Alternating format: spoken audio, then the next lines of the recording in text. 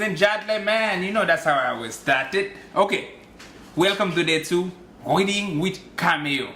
I'm gonna be your reader and your host today. I'm gonna read with you. I'm gonna start slow. I'm gonna go a little quicker. You're gonna like this. But let me tell you a little something about myself before we start. I've been reading since I was like 4 years old, so I know what I'm doing. I don't know about you, but reading is my thing.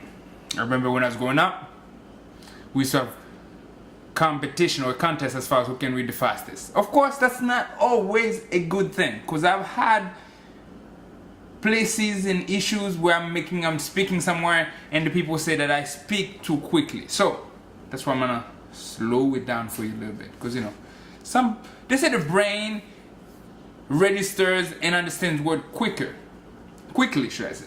However, some people's brain, they don't make it work to understand the word. So not my fault. Make your brain work fast enough to understand my rate of speech. Okay? Alright. Today we're reading Jet Magazine. That's issue...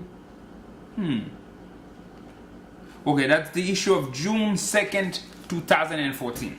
And we're gonna read this article about Richard T. Jones on A Higher Calling. Again, this is Richard T. Jones, an actor, and the title of the article is A Higher Calling. If you're ready, we're gonna get started. Caption on top says, God told me, you are not living for you, you are living for me. And on this page, it says, A Higher Calling. Veteran actor Richard T. Jones opens up about how he found salvation in Hollywood, by Marcia A. Talbert. Okay. Failure isn't the only outcome that can make one unravel. For some, success has the same effect. It's difficult to imagine that Richard T. Jones, a familiar face on big and small screens alike, had to confront the demons of loneliness and the temptations of stardom before they curtailed his acting career. One of the biggest seductions is fame, reveals Jones, who stars in the remake of Godzilla, out May 16. By the way, that movie, I think it's gonna suck. Its lure is destructive, with a consistent workflow including cult classics such as The Wood, 1999, and long-standing TV shows like Judging Amy, 1999 to 2005. Overindulging in the trappings of Hollywood life nearly ruined the 6'2" strapping heartthrob. I don't know about that. He's bald, he's ugly. Well, I would say ugly, but it's not a heartthrob. But in 2004, he had an epiphany. It was kind of...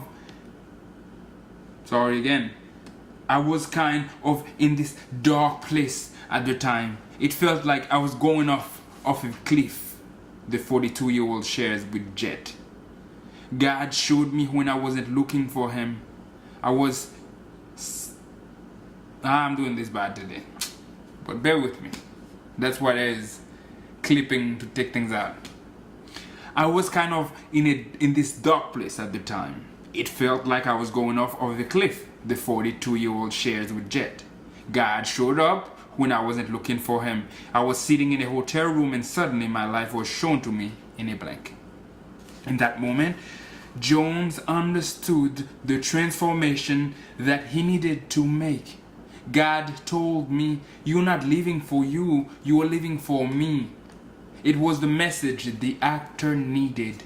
He began rebuilding his life, first by reuniting with his wife after a year-long separation, and then exercising more scrutiny in the roles he accepted. Once things started falling back into place, Jones was faced with his greatest challenge of all. Tackling an industry that regularly tested his faith. Now that's the fast part.